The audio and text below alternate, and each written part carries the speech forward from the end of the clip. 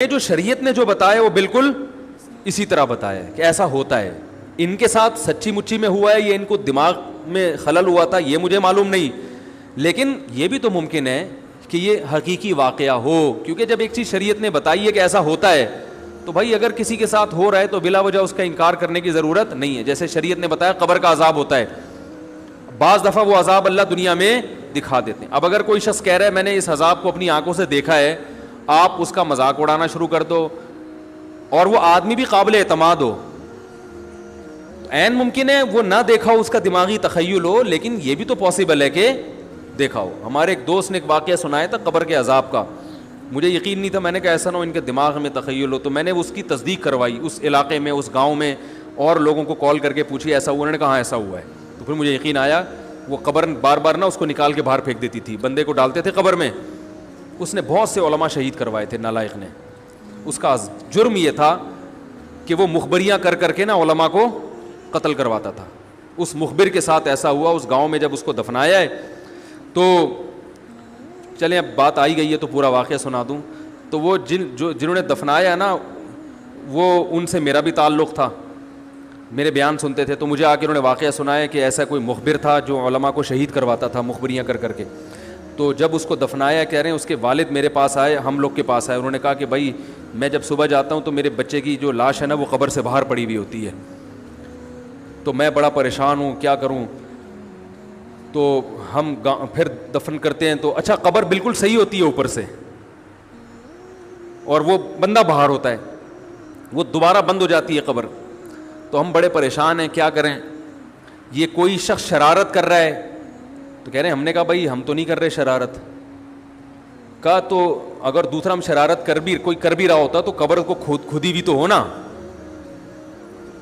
تو انہوں نے کہا, پھر یہ مشورہ انہوں نے ان کو دیا کہ تم ایسا کرو, لڑکا جو قتل ہوا, جو مرا تھا نا, جو قبر میں تھا, جس کی لاش باہر, نوجوان تھا, وہ بڑا مخبر آدمی تھا, وہاں کے گاؤں کے لوگوں نے بتایا. تو اس کی لاش جب باہر پڑی ہوتی تو باپ اور بھائی کو لوگوں نے مشورہ دیا اس لڑکے کے کہ تم لوگ رات کو قبرستان میں جا کے بیٹھ جاؤ, پہرا دو کہ کون آتا ہے نکال کے جاتا ہے اور قبر کو پیک کر کے چلا جاتا ہے.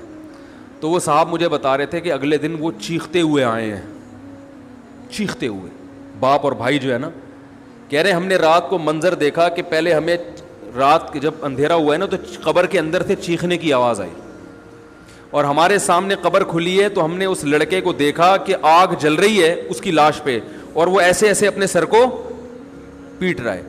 کہہ رہے ہم تو خوف کی وجہ سے بے ہوش ہو گئے, ہمیں نہیں پتا اس کے بعد کیا ہوا. ہوش میں آیا تو وہ لاش باہر پڑی ہوئی تھی. تو میں نے کہا یار پھینکو بھی دنیا میں کم نہیں ہوتے. تو میں نے پھر تصدیق کے لیے ایک دو لوگوں سے رابطہ کیا, انہوں نے بتایا کہ ایسا ہوا ہے ہمارے ساتھ. تو یہ جو ترکی کا جو تھا نا اتا ترک, وہ مصطفیٰ کمال کو میں اکثر بیچارے کو کمال اتا ترک جو ہے نا, تو وہ غلطی سے کئی دفعہ میں نے کمال اتا ترک کے چکر میں مصطفیٰ کمال کا واقعہ بیان کر دیا. وہ مصطفیٰ کمال کا نہیں ہے, وہ کمال اتا ترک ہے. تو بھائی مصطفیٰ کمال اگر سن رہے ہو تو پیشگی معذرت. تو کمال اتا ترک کا بھی یہی ہوا ہے, مسلمانوں کا قاتل تھا, علماء کا قاتل تھا, ترکی سے خلافت اسلامیہ کو اس نے ختم کر دیا. بہت یہ جو آج جو کچھ دنیا میں ظلم ہو رہا ہے اس سب کی بنیاد رکھنے والا اتا ترک ہے. خلافت عثمانیہ ہوتی تو نہ کشمیر کا مسئلہ کھڑا ہوتا, نہ بوسنیا کا مسئلہ کھڑا ہوتا. یہ ساری مصیبتیں جو آئی ہیں, مسلمانوں کا جو اتحاد ختم ہوا, تو اس کے ساتھ بھی ایسا ہی ہوا. اس کو جب قبر میں دفنایا, قبر نے باہر پھینک دیا, تو نتیجہ یہی نکلا کہ اس کی قبر زمین کے اوپر ہے. تو وہ جو اس کے فالوورز ہیں وہ کہتے ہیں دیکھو ہمارے حضرت اتنے پہنچے ہوئے ہیں کہ اوپر دفن ہے. تو جو بوڑھے بوڑھے لوگ ہیں نا ترکی کے, وہ آپ کو بتائیں گے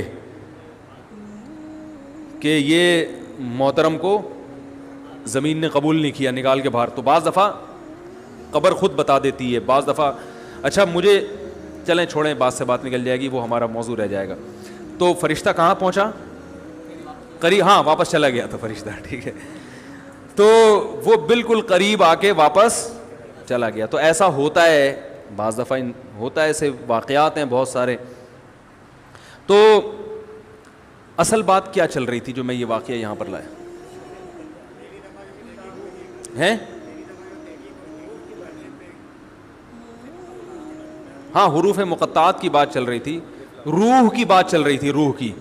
تو اسی طرح روح کی حقیقت کیا ہے یہ ہمیں معلوم نہیں ہے, لیکن ایک ہے, اس کا جسم نہیں ہے, وہ ہلکی چیز ہے, وہ سیکنڈوں میں سفر کرتی ہے. وہ تو وہ ہمارے جسم سے نکلتی ہے. نیک لوگوں کی روحیں فرشتے نکالتے ہیں, برے لوگوں کی روحیں وہ عذاب والے فرشتے نکالتے ہیں.